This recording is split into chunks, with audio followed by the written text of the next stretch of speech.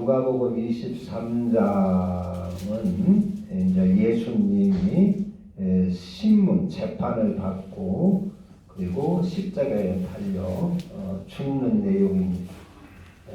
우리 주님이 죽으실 때 그 신문을 받았어요. 심판을 받았어요. 빌라도에게 심판을 끌려가서 이렇게 심판을 받고 십자가형을 받게 됐는데, 우리 인생은 누구나 언제 이 세상을 떠날지 모르지요. 우리 마을에도 일전에 한 분이 이렇게 갑자기 돌아가셨어요. 우리는 언제 죽음이 우리 앞에 다가올지 모릅니다. 그 히브리서에 보면 사람이 한 번 죽는 것은 하나님께서 정하신 법칙이요, 정하신 것이요. 그리고 죽은 후에는 하나님의 심판이 있다 그랬어요. 그래서 안 죽는 사람은 아무도 없다. 육신으로 태어난 사람은 꼭 죽게 된 것이 하나님이 정해주신 법이다. 그런데 그때 우리 인간에게는 심판이 있습니다.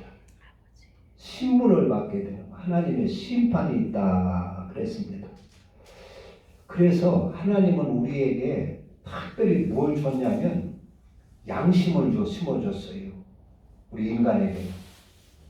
그래서 늘 양심으로 네가 하나님의 심판을 대비해서 네가 네 자신을 심판하며 살으라는 것입니다. 저런 동물들에게는 양심이 없지요. 양심이 없어서 그들은 가슴에 찔림도 없어요. 영혼이 없기 때문에. 그런데 우리 인간만은 특별하게 양심을 주어서 양심이 알아요. 내가 이 일을 지금 잘못하는 건지 잘하는 건지 알게 하셨어요. 그건 뭐냐면 하나님이 우리가 죽은 후에 심판이 있기 때문에 그 심판을 잘 통과할 수 있도록 미리 양심을 줘서 우리가 하루하루 이렇게 살아갈 때 양심으로 심판을 해서 바르게 살아라 하는 것입니다. 그래서 우리는 늘 양심으로 자신을 심판하면서 나니까 적당하게 봐주는 것이 아니라 내 양심으로 엄격하게 심판하며 살으라 하는 것입니다. 그래서 우리는 잘 알아야 됩니다. 세상 사람들은 이것을 모르기 때문에 양심을 무시하고 양심을 짓밟고 무시하고 사는 사람들이 많은데, 왜 어디다 써먹으라고 양심을 주었느냐? 그거는 우리가 하나님의 심판이 있기 때문에 그 심판에 앞서서 우리가 이 땅에 살 때 자신을 심판하며 살으라는 것입니다. 자신을 엄격하게 심판하면서 살아라, 신문하면서 살아라 하는 것입니다. 그래서 자신을 잘 신문해가지고 그 죄악들을 싹 죽여야 한다는 것입니다. 자신이라고 해서 슬슬 덮어주면 불의한 것을 덮어주고 부정한 것을 덮어주고 악한 것을 덮어주고 그러면 어떻게 되느냐? 그 속에 무엇이 숨어 사느냐 하면 그 속에 귀신이 숨어 사는 것입니다. 내가 나라고 엄격하게 재판하지 않고 슬슬 덮어주고 그냥 양심을 속이면서 이렇게 살게 되면 그 속에 귀신이 들러붙어서 귀신이 살게 되고 마귀가 달라붙게 되고 사탄이 달라붙게 된다 그 말입니다. 그 생각하면 끔찍하지요? 내가 살살 덮어주는 그 불의 속에 귀신이 자리 잡고 살게 된다 하는 걸 생각해 보세요. 얼마나 그게 끔찍한 소리입니까? 그래서 하나님은 양심을 주셔서 우리가 깨끗하게 심판하며 거룩하게 살라는 것입니다. 그러면 하나님이 늘 동행하고 하나님 앞에 복을 받고 그렇게 살 수가 있습니다. 욥기서에 보면 하나님을 잘 섬긴 그 욥이 많은 말할 수 없는 고난을 겪어요. 그래 의롭게 사는데 고난을 겪었단 말이에요. 자식도 다 죽고 재산도 다 잃어버리고 또 강도들 도적들한테 이게 다 잃어버리고 그래서 고난을 당하는데, 그리고 나중에는 이제 막 피부암이 걸려가지고 건강도 다 잃어버려가지고 참 죽을 고생을 하며 사는데, 그때 친구들이 욥을 방문을 합니다. 엘리바스, 빌닷, 소밥이라는 이런 친구들이 와서 욥에게 그럽니다. 야, 너 아무래도 너 진짜 바르게 살았냐? 계속 신문을 하는 거예요. 너 무슨 죄가 있지 않느냐? 자꾸 신문을 하는 거예요. 죄가 없으면 네가 이렇게 망할 리가 있냐? 아무래도 너는 몰라도 네 속에 불의한 것이 있고 죄가 있기 때문에 이런 재앙이 임하는 것이고 이러한 저주가 임하는 것이지, 네가 하나님 앞에 똑바로 살았더라면 너 왜 이렇게 고생을 하게 되느냐, 고난이 오냐, 한번 생각해봐라. 고난이 없는 재앙은 없는 것이다. 그렇게 얘기하요. 난 그렇게 자꾸 욥을 신문을 하는 거예요. 한번 네 자신을 한번 비춰보라고. 네 양심껏 한번 네 양심을, 네 마음 심보를 들여다보라고. 근데 욥은 나 죄 없다. 나 깨끗하게 살았다. 나 여호와의 절기 때마다 절기를 잘 지키고 하나님 앞에 예배 잘 드리고 제사 잘 드리고, 내 자식들도 죄 지을까봐 무슨 생일잔치 끝나고 그러면 꼭 하나님 앞에 제사 드리고 이렇게 했다. 나 잘못한 거 없다. 나 옳게 살았다. 너희들 분명히 의로운 사람은 그 죄 잡지 마라. 억울하게 문책하지 마라. 그래요. 그래서 그 친구들과 아주 말할 수 없는 많은 논쟁을 하면서 신문을 합니다. 그러다가 욥이 마침내 자기 의를 막 주장하다가 마침내 하나님과 자기를 비교를 해보는 겁니다. 하나님. 그래서 그 거룩한 하나님과 자기를 비교해 보니까 자기는 참으로 하나님께 비교해 보니까 자기는 의롭다고 살고 했는데 하나님과 비교하니까 자기는 쓰레기 같고 오물 같고 참 보잘것없는 존재라는 말이에요. 그런 존재가 의롭게 살아가지고 우쭐대고 뭐 죄 없다고 주장을 하고 나는 바르게 살았다고 주장한 것이, 그것이 부끄러운 거예요. 그래가지고 끝말잇판에 가서는 욥이 회개를 합니다. 하나님, 내가 알지도 못하고 고연히 의롭다고 떠올렸습니다. 내가 하나님과 비교해서는 비교해 볼 때 너무나 부족하고 뭐 참 보잘것없는 존재인데 내가 의롭다고 하나님 앞에 알지도 못하면서 떠들고 주장하고 우쭐댔습니다. 하나님, 내가 하나님 앞에 회개하나이다. 회개한다고 그래요. 그래서 자신을 다 버리고 아주 그래가지고 자신을 온전히 버리고 하나님 앞에 회개합니다. 그때 하나님께서 그러고 나서, 그러니까 그 자기 양심 속에 있는 모든 것을 깨끗하게 버리고 하나님 앞에 굴복하고 회개하고 나서 하나님은 그에게 영권을 줍니다. 그래가지고 그의 친구들에게, 엘리바스, 빌닷, 수갑에게 너 그동안 욥을 괴롭히고 한 거 가서 욥을 통해서 제사받고 기도받고 그렇게 하라고 해요. 그래서 그들이 많은 재물을 준비해가지고 욥을 통해서 하나님 앞에 제사를 지내고 복을 받습니다. 그리고 욥이 갑절의 복을 받습니다. 갑절. 많은 식물 속에서 털끝 하나 없이 다 깨끗하게 회개하고 나니까 이렇게 하나님이 영권을 다시 회복해 주는 거예요. 그래서 사람들이 몰려오게 해가지고 욥에게 제사를 받게 하고 기도를 받게 하고 그렇게 했어요. 하나님, 예수님도 죽음을 앞두고 신문을 받아요.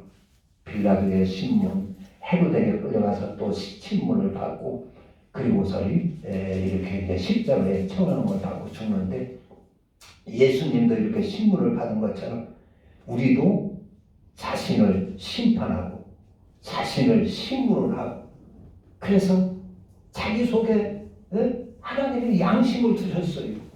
그래서 그것 가지고 자신을 깨끗하게 할 수 있도록 했어요.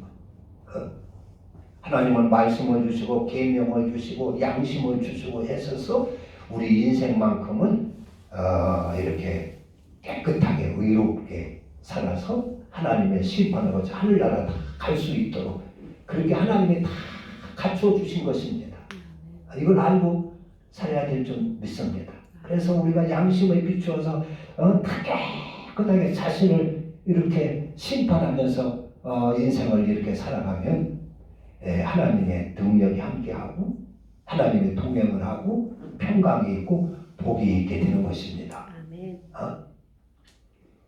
그 예수님은 이렇게 십자가에 달려 죽으실 때 이제 여러 가지 말씀을 하셨어요. 그래서 십자가에서 이제 7마디를 하셨다. 그래 7마디. 오늘 요 누가복음 23장에 보면은 이제 몇 마디가 나오는데 34절에 보면 아버지여 저들을 사하여 주옵소서 자기들이 하는 것을 알지 못함이니이다. 그래서 자기를 못 받고 자기를 조롱하고 자기를 비웃고 농락하는 회롱하는 그런 사람들을 예수님은 하나님 앞에 그들을 위하여 하나님 앞에 사해달라고 용서해달라고 기도를 합니다.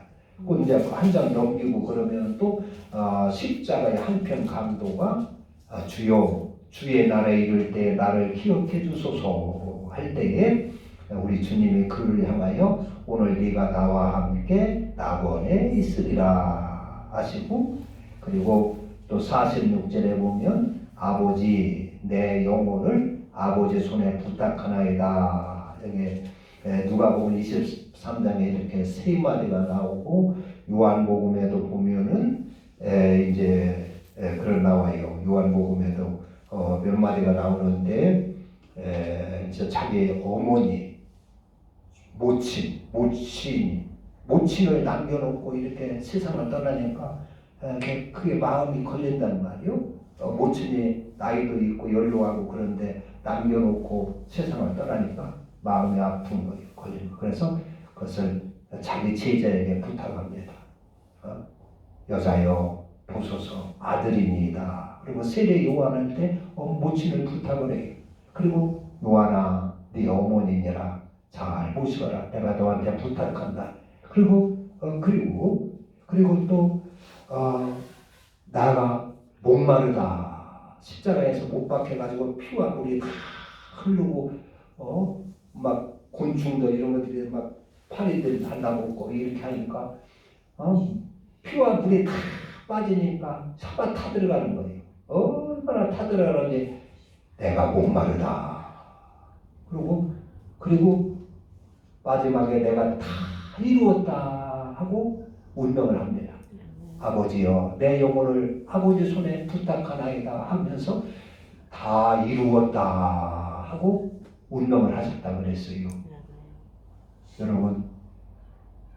여러분도 인생을 다 이루고 하나님 앞에 가시기를 바랍니다. 인생 한평생 지나놓고 보면은 참 쉽게 왔는데 하루하루 한날 살아가는 것은 쉬운 것이 아니죠. 더군다나 몸이나 아프고 이렇게 하면 하루하루 인생 사는 것이 힘듭니다. 예수님도 마지막 인생을 살아갈 때 힘든 인생을 사셨어요. 예수님도 한평생 사실 때 힘든 인생을 사셨습니다.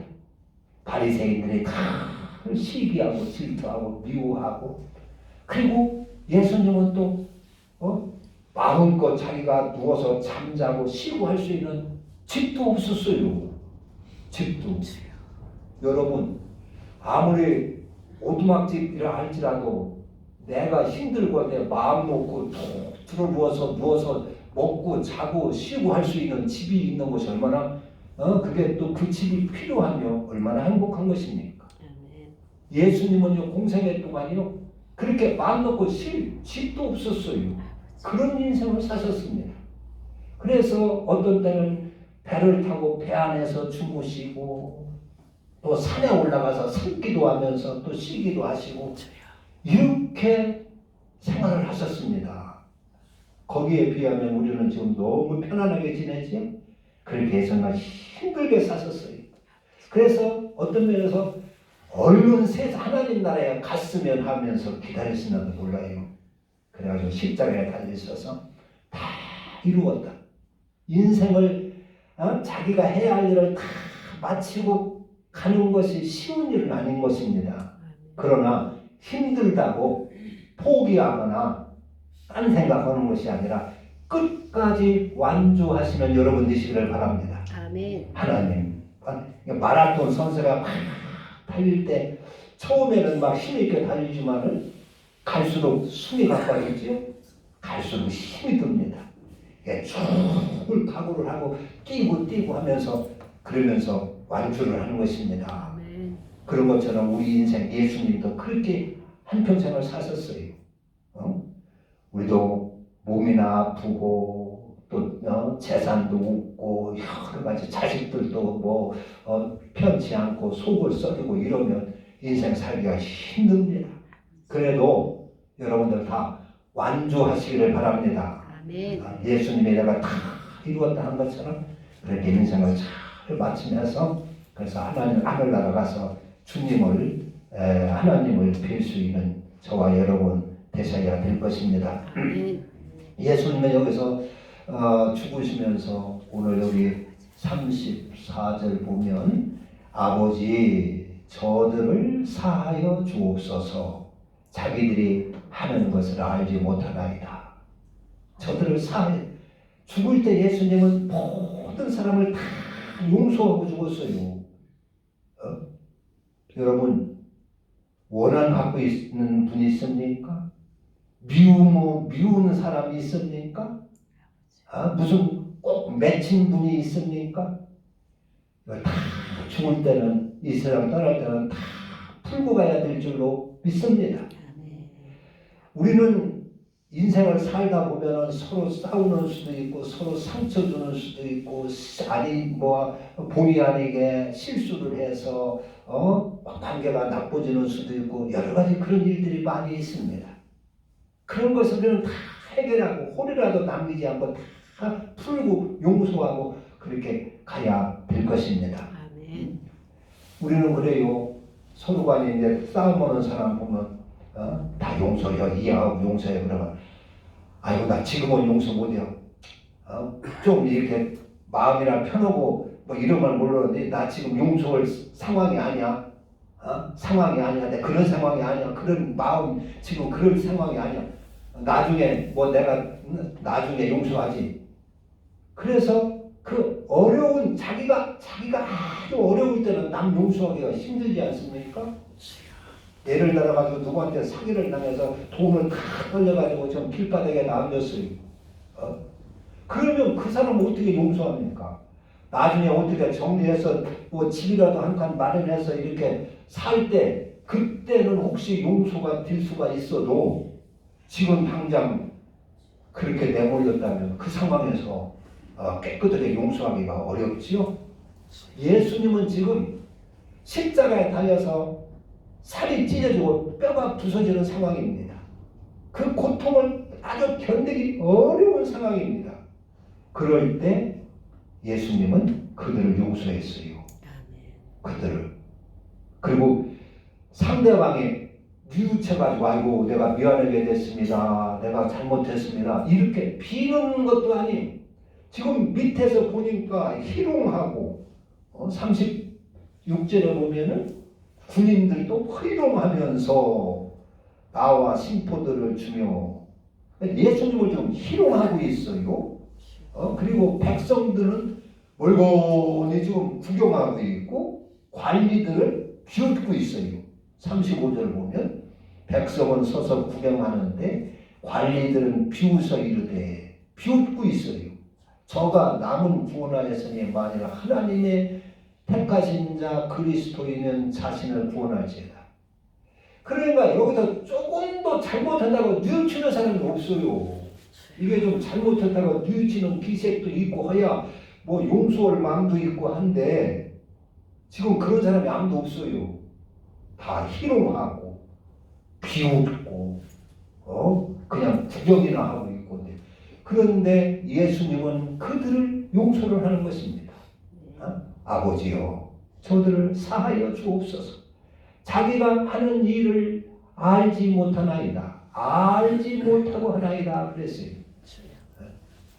우리 주님은 이렇게 용서했다는 것을 아셔야 됩니다. 그래서 우리는 어떤 상대방이 용서를 빌고 사과를 하고 안 하고 하든 간에 우리의 심령 상태에서는 용서를 하고 살아야 됩니다. 용서하고 살아야 된다는 것을 여기서 보여줍니다. 우리는 그 사람이 사과하면 잘못했다고 용서를 빌면 용서해 주는 줄로 아는데 그래야 될 것으로 아는데 물론 그렇게 하면 좋지요. 그런데 예수님은 여기 보면은 예수님은 그렇지 않았는데도 용서를 해줬어요. 깨끗하게 용서를 하고 그리고 이렇게 죽으셨습니다. 그리고 예수님이 죽은 그 이제 이유는 이렇게 죽은 사명을 다 완수하는 죽음이고 우리의 죄를 대속하는 죽음이고 그리고 우리를 구원하기 위한 죽음이었어요. 구원하기 위한 죽음. 그 말은 무슨 얘기냐면 그 이제 구약 성경에 보면 제사법이라는 게 있어요. 제사법. 제사법. 그래서 사람이 죄를 지면 양이나 소를 끌고 가서 그 성전에 가서 그 양에다가 자기의 죄를 안수를 하면서 다 죄를 전가를 해요. 야 미안하지만 네가 내 죄를 대신 뒤집어 쓰고 죽어달라 하고 그에게 죄를 다 고백합니다. 누구에게 도둑질 한 데, 누구고 거짓말 한 데, 누구고 소변 먹은 데, 뭐 이것을 누구에게 상처인데, 그걸 다 양에게 뒤집어 쓰요. 안수해서 넘겨줘요. 그리고 그 양을 목을 푹 찔러서 피를 빼가지고 죽입니다. 그러니까 알고 보면 내가 죽어야 되는데 양이 대신 죽는 거예요. 그 양이 지금 납니다. 딴 사람이 아니에요. 그 양이 납니다. 그래서 목을 푹 따서 피를 다 빼가지고 죽이고 그 다음에 가죽을 홀라나 벗겨서 또 죽이고 그리고 배를 쫙 깔아서 오장육부 다 끄집어내가지고 또 죽이고 그리고 이제 막 팔다리를 자르고 각을 떠서 또 죽이고 그리고 그를 또 제단에다가 올려놓고 지글지글 태워서 다 죽입니다.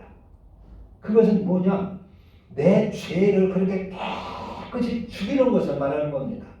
내 죄를. 그리고 나는 살아요. 왜 살겠습니까? 그냥 또 죄질하고 그렇게 하는 것입니까? 아니라 그런 얘기요. 네 죄 대신 이것이 네가 죽어야 할 텐데 이 양이 대신 죽었으니 너는 의롭게 살아야 된다 그런 얘기입니다. 저는 의롭게 살 수 있는 기회를 하나님한테 얻는 것입니다. 기회. 내가 의롭게 살지 못할 그런 마음이 없으면 내가 죽고 말아야 돼요. 양 죽일 필요가 없어요. 내가 이 양을 죽이고 나는 하나님 앞에 의롭게 살겠습니다 하면서 양을 대신 죽이는 것입니다. 예수님은 이 양 구약시대의 속죄 제사는 그 그림자입니다. 그림자. 그래서 예수님이 실제로 이제 죽으시는 것은 그 실제가 예수님이 십자가에 달려 죽는 거지요. 예수님이 죽는 것이 내가 죽는 것입니다. 내가. 그래서 예수님은 자신이 대신 우리 죄를 짓고 죽어주시고 우리에게는 살 기회를 줬는데 어떻게 살라고 살 기회를 줬어요? 그리스도로 살아가는 것입니다. 그리스도를 주고 하나님의 복도를 주고 내가 대신 죽고 너희들을 살려줄 테니까 그러니까 이제는 그리스도를 받아 살아라. 의롭게 살아라. 하나님의 복도로 의롭게 살아라 하면서 죽어주신 것이다 한 것입니다. 예수님이 내 대신 죽어주셨으니까 나는 이제 아무 걱정 없어. 그리고 지 멋대로 살으라고 우리 주님이 대신 죽어주신 것이 아니라는 것을 알아야 됩니다. 아니라는 것을. 그게 뭐 이건 제가 늘 언급하는데 이것을 구분하게 하기 위해서 언급하는 것입니다.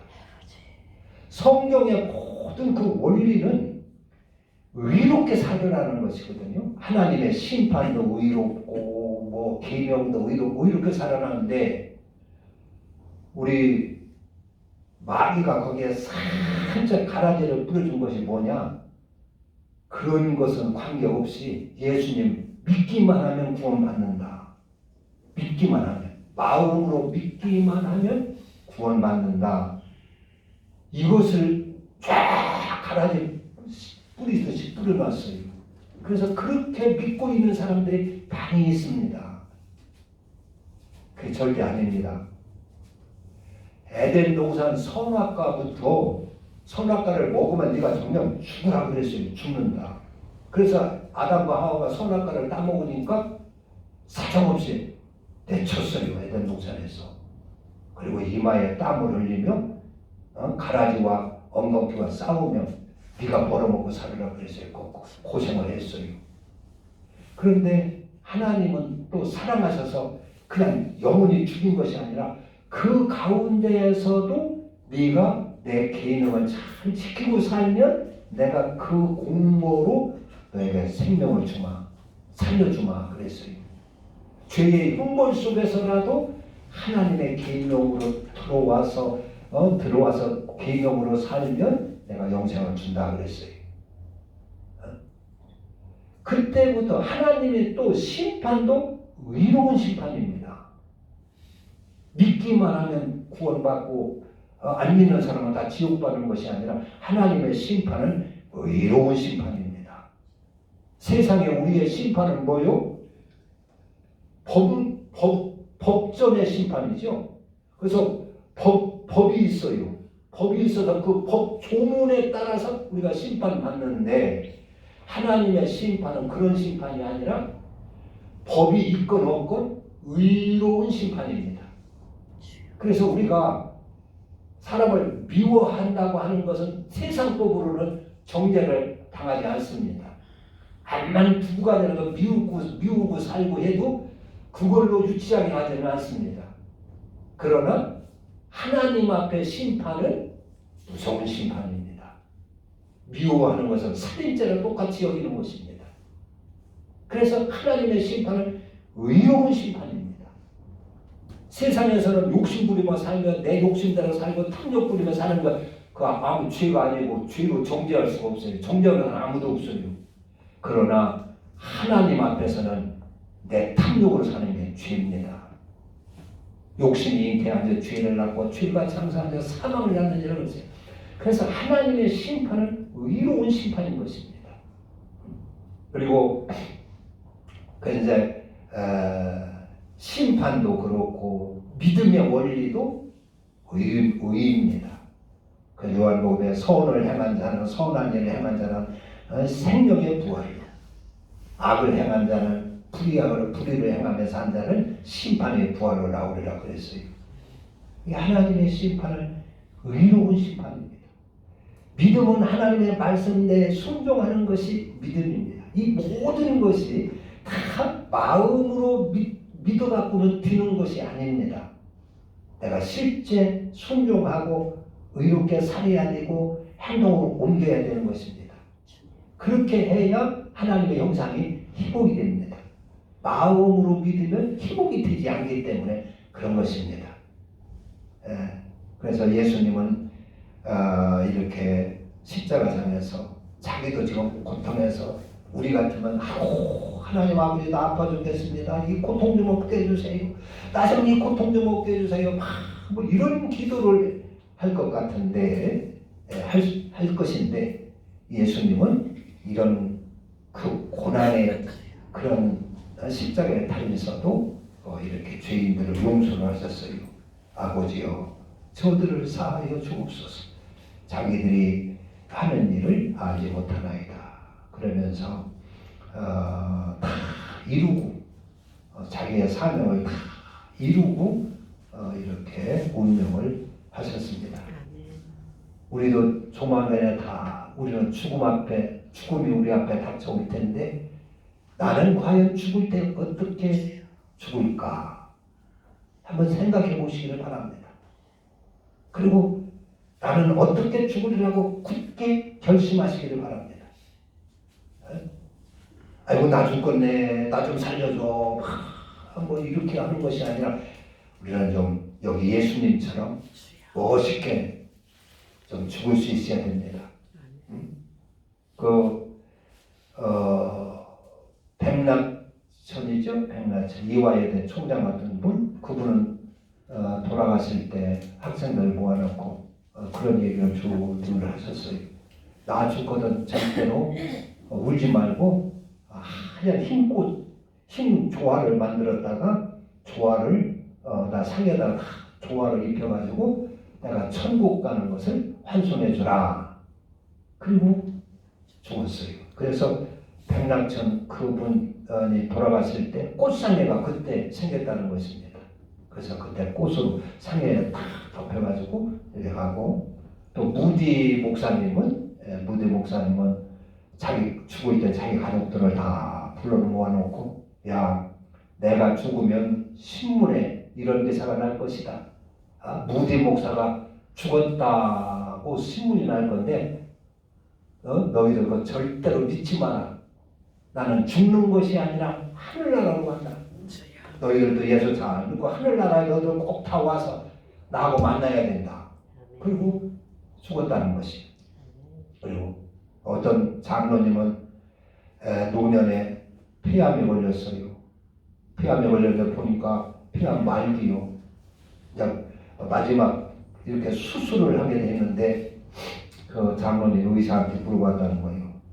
내가 수술하면 수술이 성공률이 몇 프로나 됩니까? 물으니까 한 10% 정도 될 것입니다. 그러니까 성공할 수 없다 그런 얘기입니다.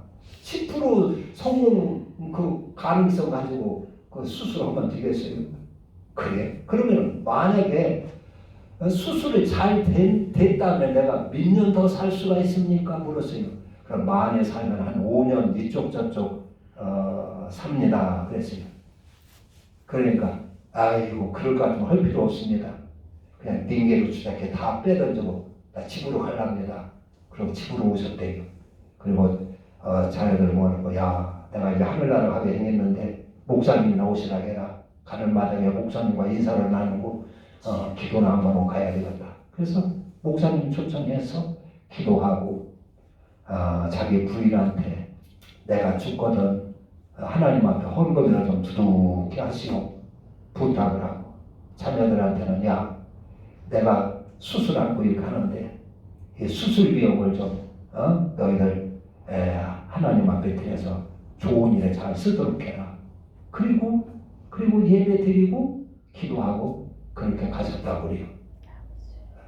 멋지지 않습니까? 난 죽을 때 어떻게 죽을 것인가? 예수님은 지금 어떻게 돌아가시고 있는가? 우리는 걸 보셔서 우리 기독교인답게 죽을 때 하나님께 영광을 돌리며 이렇게 거룩하고 자랑스럽게 죽을 수 있으면 얼마나 좋겠어요. 스데반이라는 집사가 사도행전 7장에 보면 죽을 때 그러지요. 예수님을 본받아서 자기를 돌로 쳐 죽이는 사람들에게 하나님 저들을 사하여 주소서, 사하여 주소서. 그리고 죽습니다. 예수님께 본받고 그래난 거예요. 자기를 돌로 쳐서 돌멩이 복음을 전하니까 듣기 싫다고 돌을 치는데 그 스데반이 하나님 앞에 돌에 맞아 죽으면서 얼굴은 천사처럼 환해가지고 하나님 저들을 용서해 주세요. 용서해 주세요. 그리고 갔습니다. 우리도 이제 조만간에 누구에게나 다 죽음이 닥쳐올 것입니다. 우리는 예수님처럼 스데반이나 이런 사람들처럼 죽음 앞에서 검은 목도 두려워하지 않고 하늘나라 잘 가실 수 있는 저와 여러분 되어야 될 것입니다. 기도합니다. 하나님